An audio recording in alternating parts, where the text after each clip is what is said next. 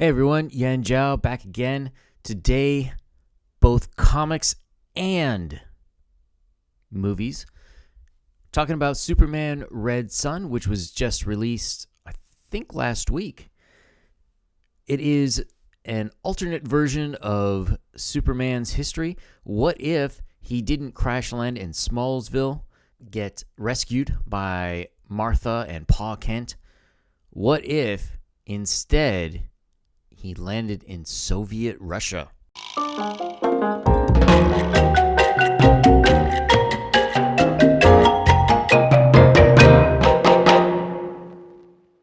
This, I have to say, is an interesting premise. It is interesting to see what parts of Superman are really influenced by his upbringing and what parts are innate.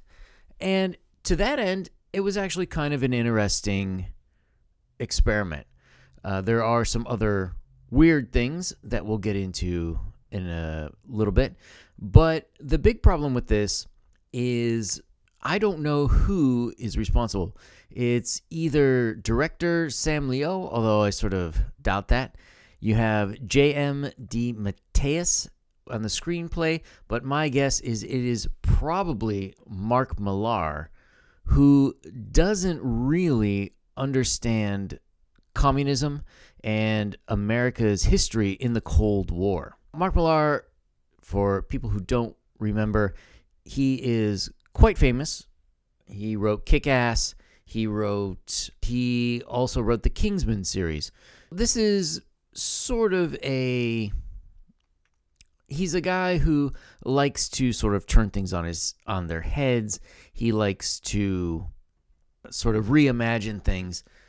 And he's not bad, but he's not exactly... This story starts us off in the middle of rural Russia, where a young boy is being chased by some bullies. And there is a young girl, Svetlana Lane, maybe? I don't know. Svetlana saves the young Superman from the bullies. And this is where Superman, person, they never call him Clark. He lifts a tractor, showing his abilities, and Svetlana then convinces him that he needs to use his powers for the good of the Russian people. That's actually pretty accurate. So Superman goes to Moscow. He's hanging out with Stalin. We're fast-forwarded a few years to where he's an adult. He invades South Korea, retakes it, defeats the Americans there in, I think, 3 hours or something like that. This is all pretty accurate. The only thing I have a problem with is that they actually would have stopped there. I'm sure Stalin absolutely would have taken over many, many other countries. This is all good. One day, Superman saves Metropolis from a satellite. This is a satellite that Lex Luthor intentionally wants to crash into Metropolis so he can get a closer look at Superman. Now, Lex is married to Lois Lane, so when Superman comes and saves the city, Lois Lane just happens to be there, and she gives him documentation proof of the gulags in the Soviet Union, which Superman doesn't know about. He gets pissed. He frees a gulag, because apparently Soviet Union in this timeline only has one gulag, and he finds his childhood friend Svetlana, who is there because she knew him. And with her dying breath, she tells Superman, "Oh, Superman, I waited for you to die just so I could see you again." Don't worry, that's the last voice I'm going to do here. So then Superman goes and murders Stalin. What do you do after you murder a dictator? You form your own dictatorship. Now, yes, communism isn't quite a dictatorship, but Superman goes on to form his own government. He's in charge of the people, doing everything for the people. And somehow this allows the Soviet Union to be a very prosperous country. In fact, they talk about the Warsaw Pact countries. For anyone who doesn't know, Eastern Europe plus Russia. The Warsaw Pact countries are very prosperous. Everybody has new stuff, plenty to eat. Meanwhile, the U.S. And they don't really mention any of the other first world nations or even the third world nations. But the U.S. is in a horrible slump with a terrible economy, people rioting in the streets, blah, blah, blah. So I have a lot of problems with this. First of all, the only way that people in Eastern Europe and in Russia had meat was because the Chinese were limiting their own people to something like 800 grams. So 800 grams would be probably slightly less than 2 pounds of meat per year. They were shipping all their excess production to Eastern Europe to show how great China was. None of the Soviet countries could farm enough to feed themselves. They didn't have enough livestock. They had nothing. Communism sucked. And this is the biggest problem with this whole series is communism, by the virtue of what it is a terrible system that has always and will always lead to shortages of everything, to starvation, to human suffering on a grand scale. How they could compare that to the U.S. is just a mystery to me. During that time, did the U.S. have economic ups and downs? Yep. Were there a lot of political rioting, especially with civil rights and women's rights and all that? Yeah, there certainly were. But did any of that lead to mass starvation? No. It all ended up all right. And this is the biggest problem with the series, is that it's really fabricated on a lie that somehow Superman could make everything all hunky-dory when he couldn't have. His world would have been falling down around his ears. Then you have problems with how the U.S. is portrayed. At one point, Lex makes a clone of Superman, even though it technically I think would have been before DNA was discovered. But at any rate, he makes a clone of Superman. That Superman goes over to Russia to fight the original Superman. He starts all this nonsense about America first and blah, blah, blah.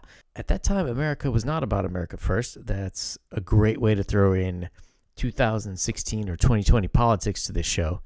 At that time, it was all about democracy versus communism and or authoritarian governments. Now, eventually we sort of gave up on that authoritarian government thing and we just wanted to be against communism, which is fine in and of itself. But it really goes to show that the U.S. is clearly portrayed as a much more evil place than it was. And yes, in history, the U.S. did do a lot of bad things in the 20th century. There's no two ways about it. Now, one of the things I did like is that they found a crashed spaceship, and it was one of the Green Lanterns, cut off the ring. Lex Luthor then figured out how to duplicate said ring and made their own American Lantern Corps.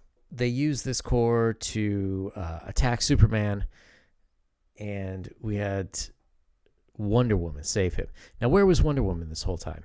So she came from Themyscira, and she was hanging out in Russia with Clark for reasons that make absolutely no sense. People are probably going to think I'm going to complain about her being a lesbian, but she's from an island in the Mediterranean. Have you never heard of the island of Lesbos? Where do you think we get the word from? It's not a big deal she's a lesbian. That's fine. The question is, why would she like to hang out with Superman when Superman has an authoritarian government where even though, okay, the gulags are gone, he's still punishing people who don't quote-unquote think right? There really is no reason. It's a totally different Wonder Woman. Now, the whole premise of the story is, how would it change if Clark was raised in the Soviet Union? But Wonder Woman's upbringing was the same. So there's no reason for us to think that she would value brutal repression that we saw from the Soviet Union. Then after that, I do like that they had Batman, who's still trying to kill Superman. Batman, I guess his parents died or something, and he's getting funding from Lex Luthor. He's blowing up various things in Russia, and he fights Superman, and in the end, he has a bomb implanted in his, I guess it kind of looked like his chest, which is like, well, how would he breathe? He would be out of breath all the time. But at any rate, he blows himself up instead of being taken by Superman. Now, Superman at this point had defeated Brainiac. Using Brainiac's technology, he was able to create a device which controlled people's thoughts. So he more or less lobotomized people, I guess you would say. And that was his solution to the gulags. Great job, Clark. Brainiac, he sort of enslaves Brainiac or reprograms him or something. But Brainiac betrays him. They're attacking the U.S., so Supes and Lex Luthor, who by this point is president, have to fight Brainiac together. And then Superman kind of realizes the error of his way and flies off into the sun.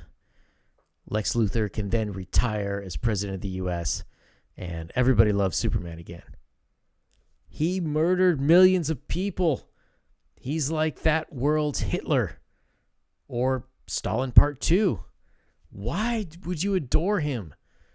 All right, this is just terrible writing overall. Interesting concept, poorly executed, because clearly Mark Millar does not know history. All right, that's the end of this review. Not a big fan. There's another new one from the Dark series coming out, where I think it's Apocalypse War. Definitely want to check that out. If you like this video, give me a thumbs up. Tell me what you think. Am I way off base, or was this really faulty? Leave a comment down below. Subscribe to the channel. It really helps me out.